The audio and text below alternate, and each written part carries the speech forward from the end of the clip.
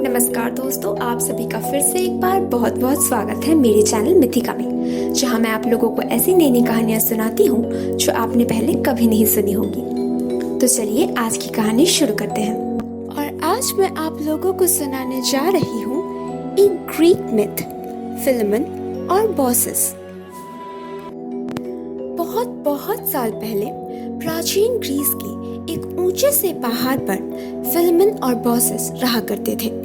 वो दोनों बहुत गरीब थे, मगर उन्हें कभी खुशियों की कमी महसूस नहीं हुई।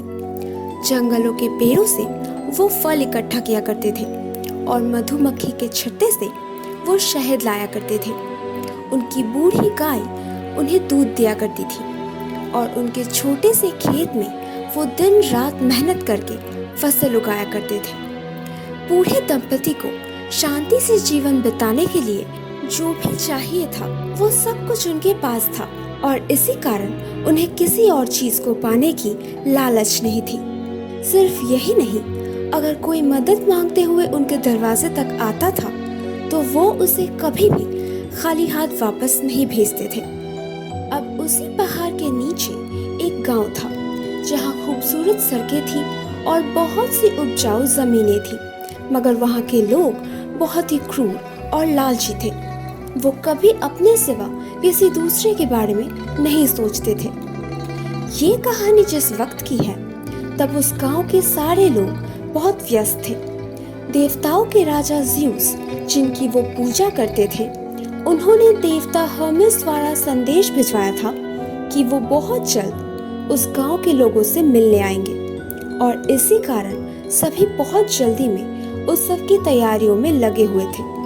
एक दिन शाम को उस गांव में दो भिक्षु आए। वो दोनों घर घर जाकर खाना मांगने लगे, मगर गांव वालों ने उन्हें वहां से भगा दिया। सारे लोग बस एक ही चीज के बारे में सोच रहे थे, देवता ज़्यूस का आगमन। और ऐसे मौके पर किसके पास वक्त था दो भूखे भिक्षुओं को खाना खिलाने का। अपने जख्मी पैरों को लेकर ये दोनों भिक्षु थके हारे आखिरकार फिलेमन और बॉसेस की कुटिया पर आ पहुंचे। इन दोनों ने कुछ दिनों से बहुत ही कम खाना खाया था, क्योंकि सबसे अच्छा खाना वो देवता ज़्यूस के लिए बचा कर रखे थे। मगर जब उन्होंने इन भिक्षुओं को देखा तो फिलेमन ने अपनी पत्नी से कहा, इन दोनों की हालत तो देखो, इस वक्त देवता ज़्यूस से ज्यादा खाने की जरूरत इन्हें है। ये बात सुनकर बॉसेस बोली, हाँ बिल्कुल, और ये कहकर वो अंदर चली गई इन दोनों अजनबियों के लिए खाना परोसने। अपने टेबल पर उसने सबसे अच्छा टेबल क्लॉथ बिछाया और अपने सबसे बेहतरीन बर्तनों में उसने इन दोनों भिक्षुओं के लिए दूध, शहद, फल, चीज, रोटी और मांस परोसा, और फिर उन दोनों भिक्षुओं को अंदर बुला लिया। और फिर आपको क्या लगता है फिर क्या हुआ? जिस बर्तनों को उन भिक्षुओं ने छुआ वो सोने में बदल गए। दूध, शहद, रोटी आदि खाने के पात्र खाली नहीं हुए। हालांकि वो दोनों भिक्षु बिना रुके बस खाते चले गए। ये देखकर फिलेमन ने अपनी पत्नी से कहा, ये तो बड़े अजीब भिक्षु हैं, लगता है इन्हें जादू आता है। उस रात ये दोनों पति पत्नी जमीन पर सोए ताकि वो दोनों अजनबी आराम से उनके बिस्तर पर सो सके।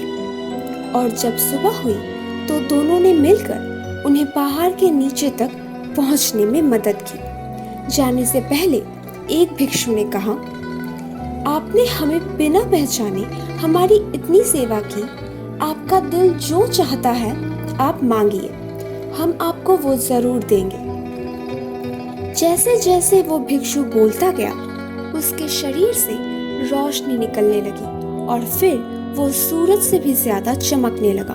अब फिलेमन और बॉसेस को ये समझने में देर नहीं लगी कि उनके सामने स्वयं देवता ज़्यूस खड़े हैं। उन्होंने कहा, हे देवताओं के राजा, आप हमें बस इतना वरदान दीजिए कि हम दोनों एक साथ मरे।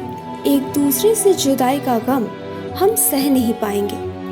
देवता ज़्यूस ने कहा, जैसा तुम चाहते हो वैसा ही होगा। अब अपने घर जाओ और सुख से जियो। फिलमन और बॉसेस ने उनका शुक्रिया अदा किया और जब वो घर लौटे तो उन्होंने देखा, अरे कहाँ गई उनकी वो छोटी सी कुटिया। उसके जगह पर एक बड़ी सी महल खड़ी है। इस महल में उन दोनों ने एक साथ कई साल बिताए और जितना हो सके लोगों की मदद की। मगर फिर जब वो दोनों इतने बूढ़े हो गए कि उनके लिए चलना फिरना मुश्किल हो गया, तो एक रात बॉसेस ने फिलमन से कहा, काश कि हम कभी ना मरते और मैं यूं ही तुम्हारे साथ हमेशा जिंदा रह पाती। फिलमन ने ये सुनकर अपने पत्नी से कहा, ये तो मैं भी चाहता हूँ, मगर मरना तो एक ना एक दिन हम सभी को है। ये कहकर वो दोनों सो गए।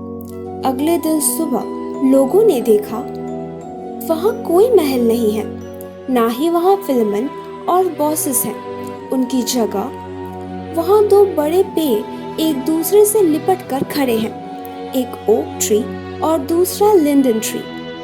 किसी को नहीं पता चला कि उन दोनों भले लोगों का क्या हुआ। हालांकि उन पेड़ों के नीचे थककर आराम करने वाले यात्रियां कभी कभी सुनते थे वो पेड़ एक दूसरे से फुसफुसाकर बातें कर रहे हैं और वहां पर ऐसे ही खड़े होकर सूरज की तेज रोशनी और बारिश से लोगों को बचा रहे हैं। तो दोस्तों, कैसी लगी आप लोगों को आज की कहानी? अगर अच्छी लगी हो तो प्लीज इसे लाइक कर दीजिए। नीचे कमेंट सेक्शन में लिखकर जरूर बताइएगा कि आप लोगों को कैसा लगा। और प्लीज प्लीज प्लीज मेरे चैनल को सब्सक्राइब कर दीजिए। और हाँ, अपने दोस्तों के साथ शेयर करना बिल्कुल मत भूलना। मैं आप लोगों से मिलूंगी अगले हफ्ते एक और नई कहानी के साथ।